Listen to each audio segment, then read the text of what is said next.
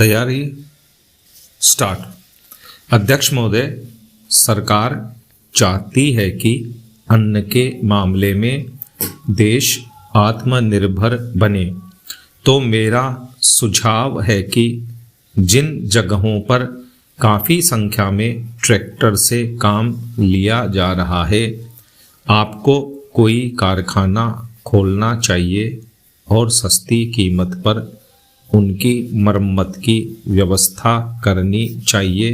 Stop. Para. आप बाहर से ट्रैक्टर मंगा रहे हैं। मैं समझता हूँ कि यह सारा रुपया व्यर्थ व्यय किया जा रहा है। मेरा सुझाव है कि इस देश में ही ट्रैक्टर बनाया जाए। बाहर से खेती के सामान जो आ रहे हैं, कारखाने से होकर ही आ रहे हैं।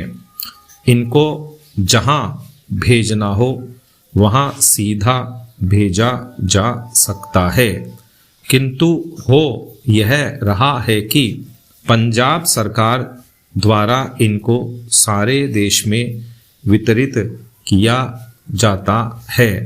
चूंकि इनको पहले पंजाब भेजा जाता है और फिर सारे देश में भेजा जाता है, इसलिए खर्चा ज़्यादा लगता है। खर्चा कम करने के लिए, लागत कीमत कम करने के लिए यह आवश्यक है कि इनको सीधे भेजा जाए। मैं समझता हूँ कि इसमें कोई औचित्य की बात नहीं है। इस पर भी आपको विचार करना चाहिए। आपको किसानों की सहायता करनी चाहिए। उनकी हिम्मत आप न तोड़ें।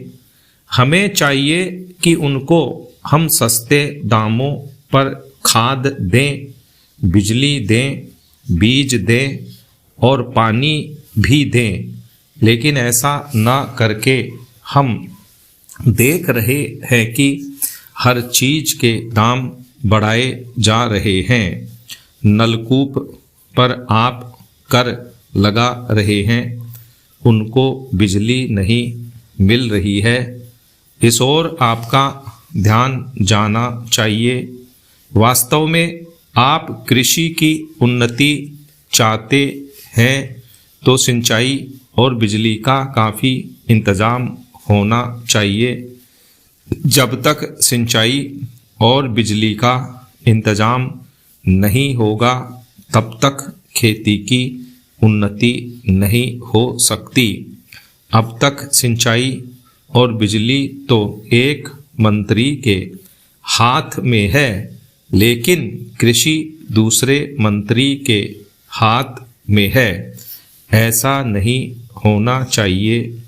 सिंचाई, बिजली और कृषि अगर किसी एक मंत्री के हाथ में हो तो खेती की उन्नति का काम सरलता से हो सकता है। मेरा निवेदन है कि इस ओर भी आपका ध्यान जाना चाहिए। समाजवादी समाज की रचना की बात बहुत कही जा रही है। गरीबी को दूर करके हम सबको बराबर लाना चाहते हैं, लेकिन देश में गरीबी आज भी बढ़ती जा रही है। मैं यह नहीं कहना चाहता हूँ कि हमारे देश में सरकार ने कुछ नहीं किया है। स्टॉप।